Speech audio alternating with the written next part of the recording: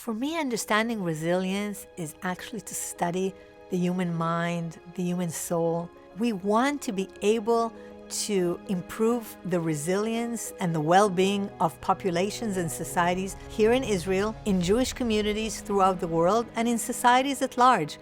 What is the level of resilience? What is our capacity to cope with adversity, continue to function effectively, and be able to maybe emerge even stronger?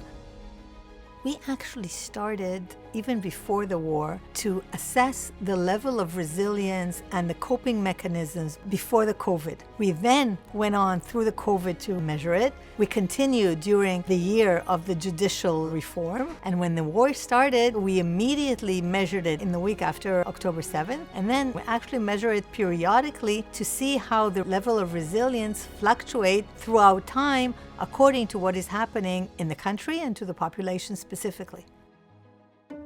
What we found in the first week of October 7th, all of us were in shock. So the level of distress were high, but at the same time, both the individual resilience as well as the societal resilience were much higher than they were on the weeks before. But throughout time, and we measured it every month or 2 months since the launching of the war, we see a decline in the level of resilience, which means that our belief and trust in the institutional entities and in the government has been going down. The level of social solidarity is going down, and even our sense of patriotism, our attachment to the country, it's going down. And this trend is certainly concerning.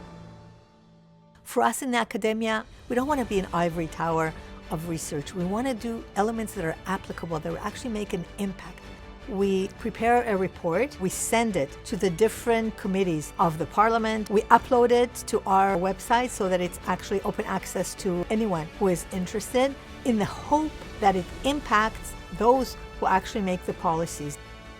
We believe that all the information and data that we generate has to be the basis for making the decisions, because only if you understand what is happening to the population can you design policies that will actually help you achieve your objectives.